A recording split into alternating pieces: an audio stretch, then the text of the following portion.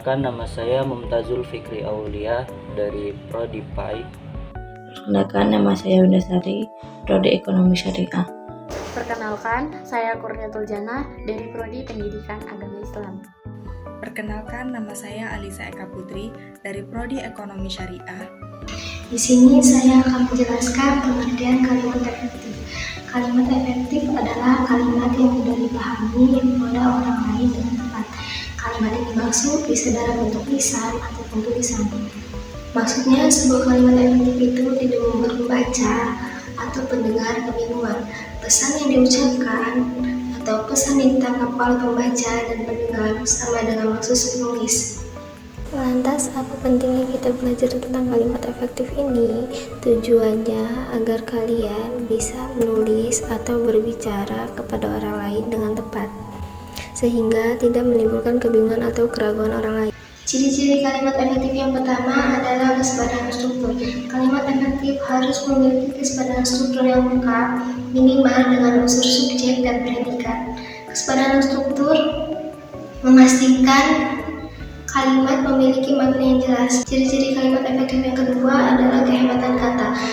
Kalimat efektif harus hemat dalam penggunaan kata dan frasa. Kehematan kata menghindari penggunaan kata atau frasa yang tidak diperlukan. Ciri-ciri kalimat efektif yang ketiga adalah kesederhanaan bentuk.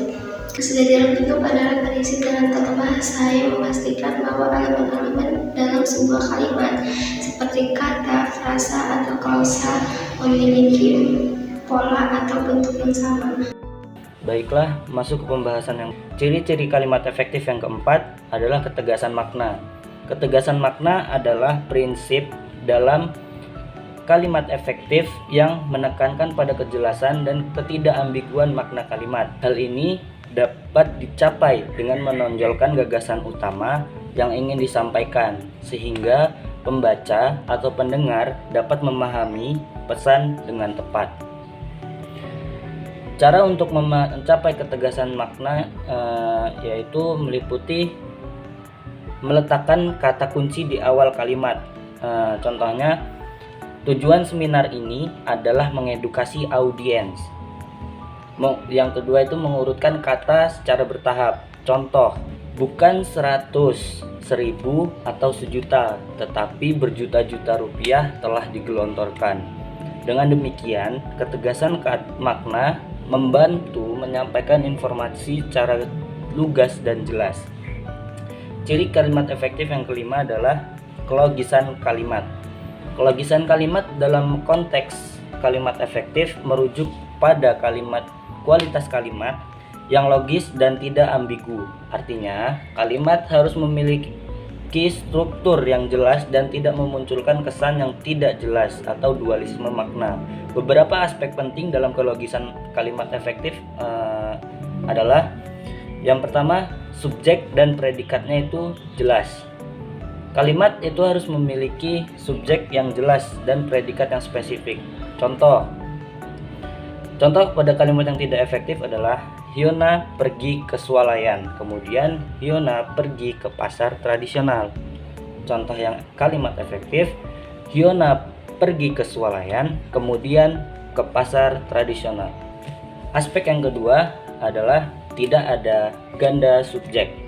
Subjek dalam kalimat hanya boleh satu. Contoh pada kalimat tidak efektif, kepada Bapak Kepala Sekolah, waktu dan tempat kami persilahkan.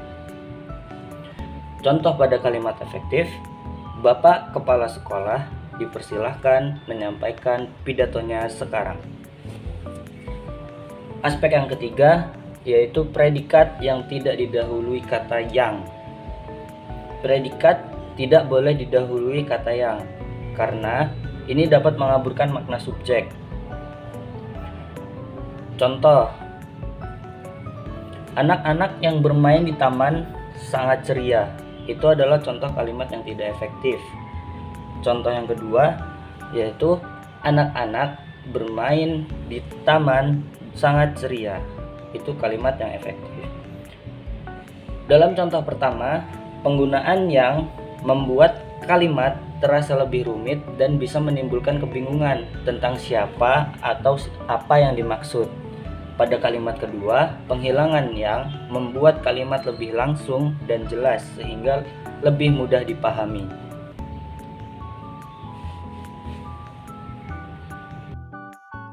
Materi selanjutnya yaitu cara menyusun kalimat efektif. Yang pertama, kita harus menentukan ide utama. Pastikan apa yang ingin disampaikan sebelum kita menulis. Kedua, yaitu gunakan struktur yang lengkap, yaitu subjek dan predikat yang jelas, di mana subjek adalah menentukan pelaku, orang, tempat, atau benda yang menjadi pokok bahasan kalimat. Subjek biasanya berupa kata benda atau kata frasa. Sedangkan predikat adalah menjelaskan apa yang dilakukan oleh subjek atau apa yang terjadi pada subjek. Predikat biasanya berupa kata kerja, tetapi juga bisa berupa kata sifat, kata benda, atau bahkan kata keterangan. Ketiga, yaitu hindari kata berulang. Gunakan kata yang berbeda untuk menghindari kerancuan kata. Keempat, yaitu periksa sejajaran bentuk. Pastikan bentuk bahasa yang digunakan paralel dan koheren.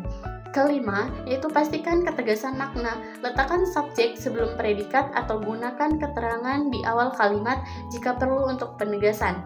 Keenam, yaitu buat kalimat yang logis, yaitu dengan kalimat yang mudah kita pahami. Ketujuh, yaitu periksa kepreasian dan kepaduan bahasa, pastikan kalimat yang memiliki kepaduan dan kepreasian struktur. Kedelapan, yaitu kita harus menggunakan diksi yang tepat, yaitu dengan memilih kata yang sesuai untuk menyampaikan makna kalimat tersebut. Kesembilan, yaitu kita harus memeriksa ejaan dan tanda baca yang telah kita buat. Setelah kita membuat kalimat efektif, kita harus memeriksa kalimat tersebut dan kita harus memeriksa tanda baca yang ada. Karena kalau kita salah menempatkan tanda baca satu saja, itu akan berubah makna. Contohnya kita akan membuat pertanyaan tapi kita bukan memberikan tanda tanya, tapi kita malah memberikan tanda titik. Itu akan merubah makna dari kalimat tersebut. Saya di sini akan menjelaskan pentingnya kalimat efektif dalam komunikasi. Kalimat efektif dalam komunikasi sangat penting di berbagai konteks, yaitu dalam pendidikan, dalam bisnis, dalam media, dalam karya ilmiah. Dalam pendidikan, membantu siswa untuk memahami pelajaran yang lebih baik. Dalam bisnis, memfasilitas komunikasi antara karyawan dengan klien yang lebih baik untuk memajukan perusahaannya serta mengenai tindak-tindak lanjutannya. Dalam media,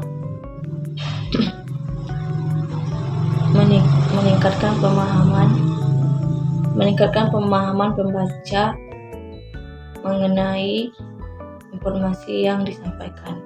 Dalam karya ilmiah, menyampaikan informasi yang akurat dalam tesis disertai laporan yang penelitiannya yang sangat luas untuk kita pahami dalam berbagai konteks.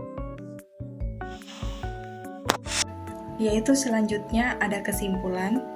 Kalimat efektif adalah kunci untuk komunikasi yang baik dan jelas. Dengan memahami pengertian, ciri-ciri, serta cara menyusunnya, kita dapat meningkatkan kualitas komunikasi dalam berbagai aspek kehidupan. Penggunaan kalimat efektif memastikan bahwa informasi yang disampaikan jelas, logis, dan tidak ambigu, sehingga menghindari kesalahpahaman dan meningkatkan efektivitas komunikasi. Itu saja yang dapat saya sampaikan. Wassalamualaikum warahmatullahi wabarakatuh.